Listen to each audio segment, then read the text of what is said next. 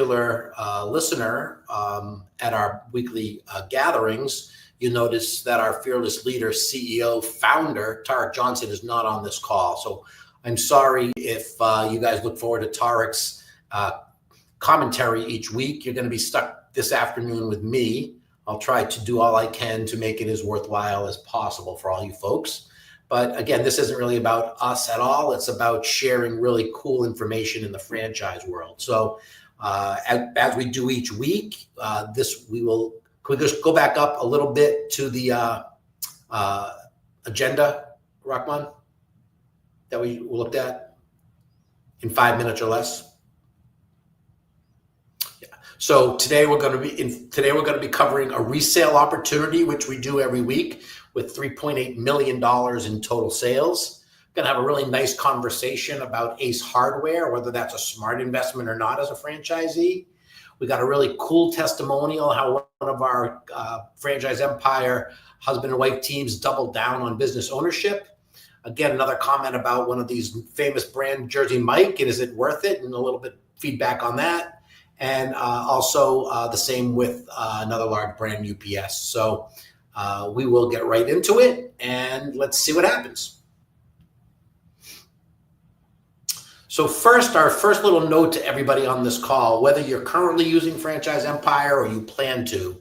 So for those of you who are struggling to find the right franchise, or maybe you've worked with another broker and haven't had a lot of success or gotten frustrated, Franchise Empire is now offering our zero to profitable franchise system completely complimentary. It's a system that helps you get access to the most proven franchises and reduce your risk so that you can buy a money-making franchise with confidence and protect your assets. This program is just completely geared toward educating candidates on pitfalls, positives, benefits to franchise ownership. And again, it's now free to you folks. So most of the candidates that we're talking to are looking at this stuff and they're gaining just tremendous value. So please do. It's exclusively available for franchise buyers that want to work with us at Franchise Empire. So again, hit the links below, sign up, get on a calendar, and we'll be happy to give you that access. Again, great information. And we have tremendous statistics that show our candidates that follow that zero to profitable franchise model from beginning to end are a lot more likely to succeed in their own franchise when they buy it. So good luck with that. But this is a really great offer from Tarek to give access to this process that used to come with a fee. So please take advantage of that. Okay, every week we discuss resale opportunities. And again, my caveat, I think you have to show the disclosure, Rahman. If you already have, then that's great. I always make this comment on resales, and I literally had a candidate just Friday. We had the same conversation. Resales can be wonderful opportunities, but you got to jump on them really, really fast. You've got to be completely approved for your funding because they just don't wait around. So if this is interesting to you, please hit the link below, get on our resale list, get on our calendar so we can at least try to help you find if this opportunity makes sense. This one, can we scroll down a little further? This is in Portland, Oregon. The name of the brand is going to be left off this conversation. Obviously, you'll know it if you get in touch with us. So this is Portland, Oregon. It's in the staffing industry, so a lot of white collar components here versus a lot of stuff that's not usually white collar. They started in 2014, so they've been at it for at least a decade, and if not more. Very prime territory. Asking price of $650,000. So again, if you're interested in this, please be approved by your lender to buy a business of up to $650,000. It will help you get to the front of the line in terms of being able to talk to the seller. Please understand, these sellers just want to sell their business. They're going to sell it to the first candidate that hits their criteria. So again, that's my little asterisk there. So the asking price includes a fully equipped office, an established network of clients and job seekers. 2024 revenue in this business was $3.8 million. Franchisee Share, okay, and some asterisks there. I'll read the first one. was 559, which is their gross profit margin is not net profit, as it's used to pay local operating expenses and others. So please understand that this number that they're showing you is a gross, not net profit number. And again, the net profit number will be available to you, obviously, if you are in front of the seller and discussing the opportunity. The business is not eligible for an SBA loan, which is important. Other funding will be required, like a HELOC, unsecured loans, or ROBs, etc. So again, if you are really interested and you don't have funding and you need to find someone that's going to lend you the money, you're probably going to miss out on this opportunity. And we say that about all of our resales. But this is a really legitimate one in the white collar. You know that the job market is really tight, hard to get jobs. So people are looking to recruiters more than ever. And that's what this business is. You can keep scrolling down. Thanks. You can keep going. Okay, so here's our take on this opportunity. Business owners' pay points are always tied to staffing and people, and that never changes. So a company like this serve a critical role, which we just kind of described. This business does temporary staffing placements, direct hire, and temp to hire full-time. So full-time, staffing, and full and part-time. So the full gambit. Great opportunity for a full-time owner to come in who's got strong management and leadership experience, robust financials to hit the ground running and take over an already well-performing business that has a lot of room for growth. It doesn't mention it, but I'm assuming that there's going to be several recruiters already on staff for this business. So again, really great opportunity here in the white collar recruiting segment. Click the link below if you're interested in learning more about it. And hopefully you'll get on our calendar. We can have a conversation with you on that.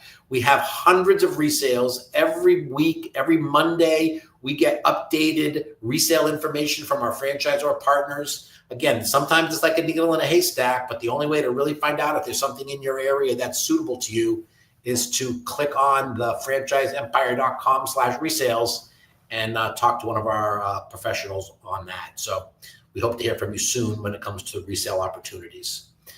If anybody has any questions, please, you can go ahead and put them up on the chat and we'll answer them. If you guys are listening live, and I think Tarek always says we want to know where you're coming from, so let us know that as well. Each week, I think one of my favorite parts of these newsletters is when we talk about our testimonials and our success stories. So this is another one of the Franchise Empire candidates that are changing their lives through franchise ownership. Joseph and Cristina have been successfully running a pool service business in Mesa, Arizona for over 11 years. So they're franchise owners. With the business thriving, they started looking for their next venture, something that could match or even surpass what they had already built.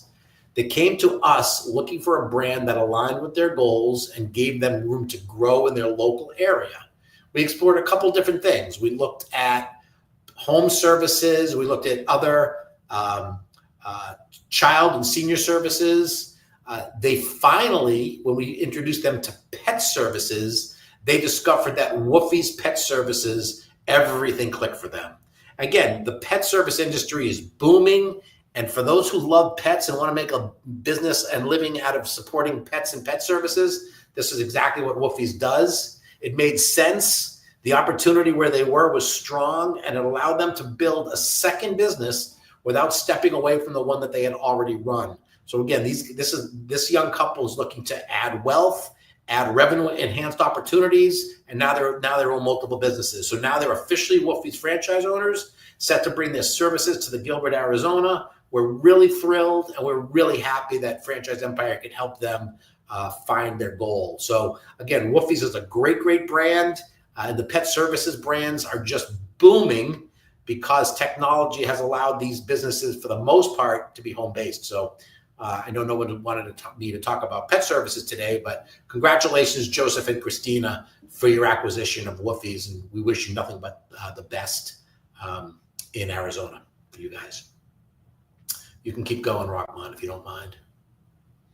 All right, franchise of the week. As you know, about a month ago, we changed this format and we start focusing on the bigger, badder, best franchises in the country to learn a little bit about it.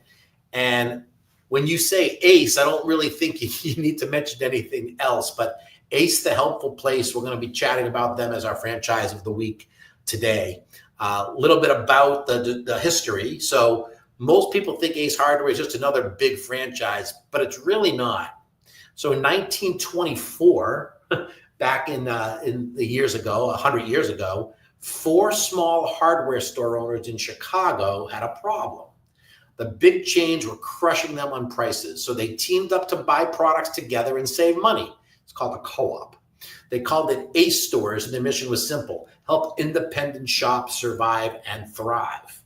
By 1929, they had opened their first warehouse. 2 years later, they adopted a new ACE Hardware Corporation. Then, in 1973, it wasn't then, a long time later, founder Richard Hess stepped away. They reached a crossroads. You can keep scrolling. Most businesses at that point probably would have sold off to private investors or even gone public. But they did something that was really different and really bold. They handed the ownership to the people who knew the business the best, the store owners themselves. So these guys weren't franchise owners at the time, but they sort of became franchise owners. Most Ace Hardware stores today are owned by a local entrepreneur who is also a shareholder in the entire company. It's not really a franchise. I kind of misspoke. It's a cooperative. That means Ace doesn't make money from any royalties like traditional franchises. They earn revenue by selling products to their store owners, just like they did a century ago. So they call these business opportunities, but it's essentially like a franchise where individually people own individual locations and run them and get to keep out the profit. But again, they get to keep all the profit because the royalty component is backed away.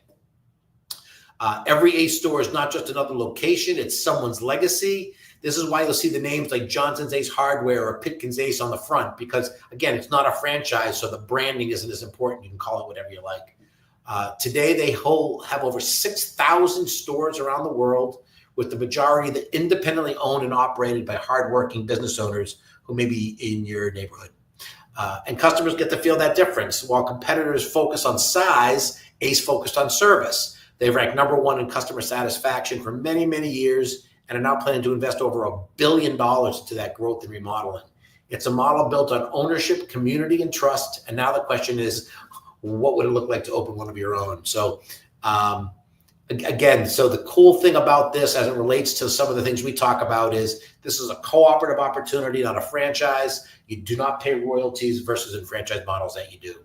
Again, over 6,000 of these around the country. The brand assessment fee, I'll be real honest with you, I have no idea what that is, but it's $6,000. The initial investment, based on the store size, obviously between $650 and $1.5 million.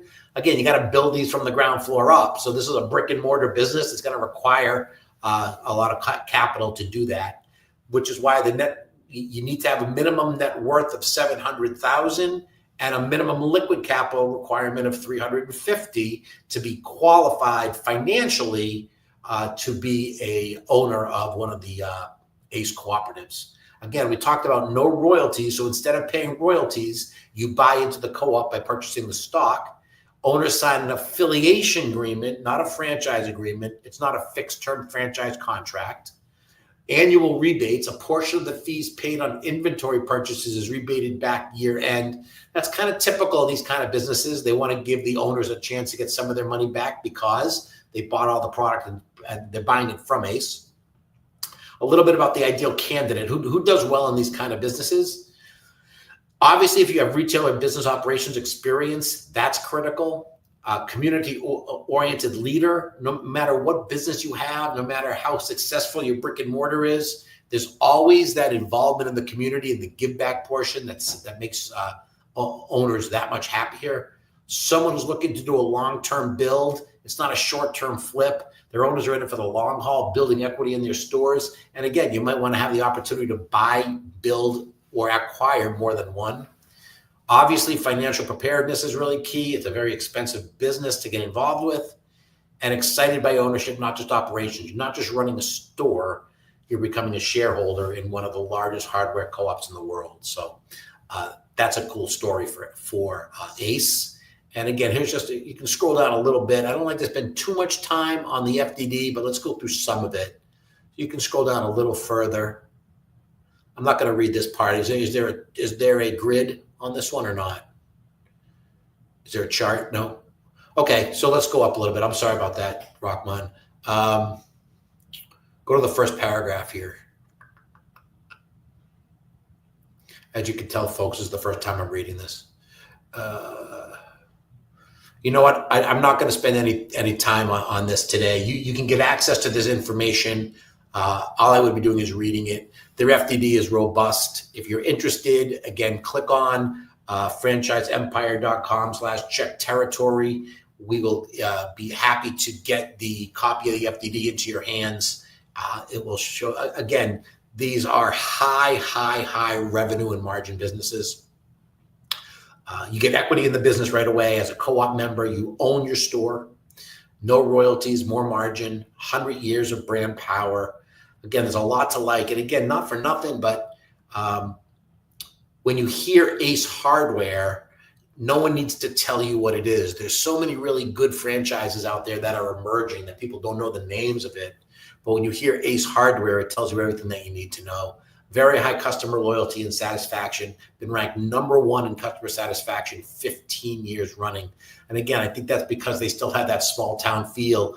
And for most people who are listening in, who are a lot younger than I am, there used to be a time when every single business was locally owned and operated. And I think people still like to support the locally owned and operated businesses. So that's Ace Hardware for you. Again, if you have any questions or comments and you want to add to the text or the chat, please do.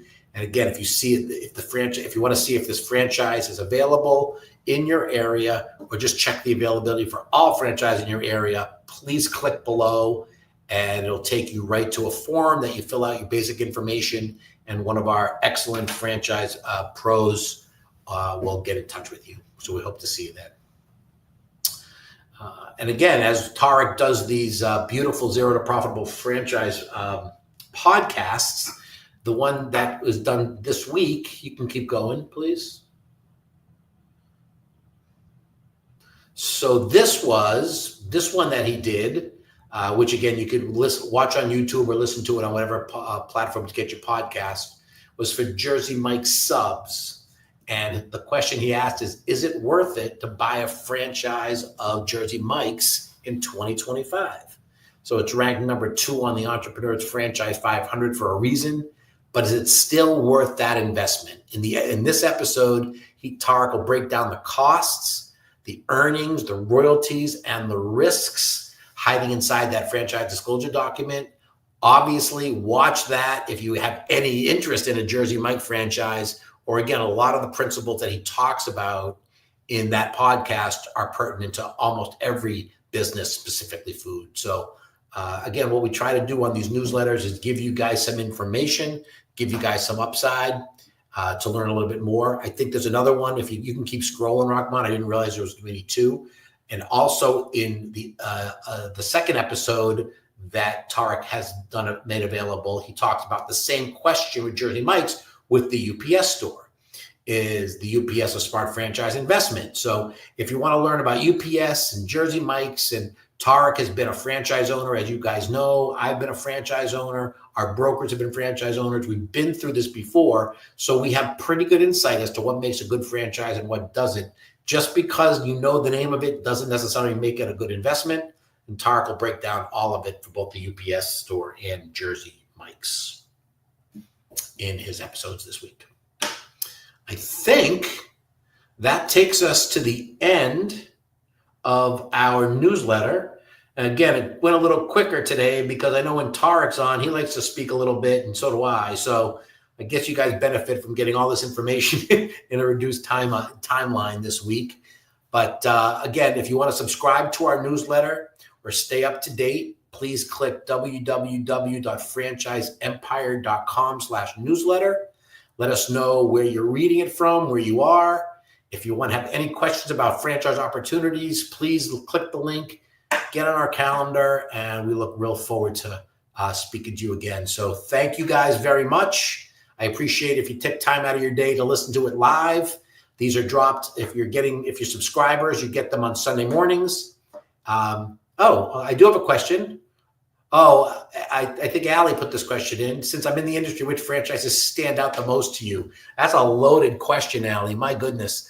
I guess what I'll say here is my partners and I did really, really well in the quick serve restaurant business. We were operators of a franchise called Five Guys Burgers and Fries. We went from 0 to 14 restaurants. We'd never worked in restaurants before. We did really, really well. We made a lot of good decisions. We made a lot of really bad decisions that we learned from. And I would say that I've been in the franchise brokerage business now for about 6 years since we sold our business. I've probably spoken to, 1,000 potential franchise owners. And while I can't tell you which ones stand out the most favorably, I would say I got a track record of all the thousands of people I've spoken to. I've recommended a grand total of 0 getting involved with food. So I just think there's so many better ways to invest your money and time and effort, lower cost, higher margin, less labor intensive, quicker to scale. There's a lot of reasons why food takes a back seat. So I appreciate the question, Allie. I'm going to kind of cop out with the answer saying, if you think franchising is just about food, you owe it to yourself to jump on and talk to one of our professionals, and we can introduce you to tons and tons of really great brands, great concepts that you may have never even heard of before. So I think since we're lucky enough to get a question, we extended this. I think at this point we are done, and we will talk to you guys again next week. I hope you found some value in the newsletter this week with Tarek. Thank you very much, guys.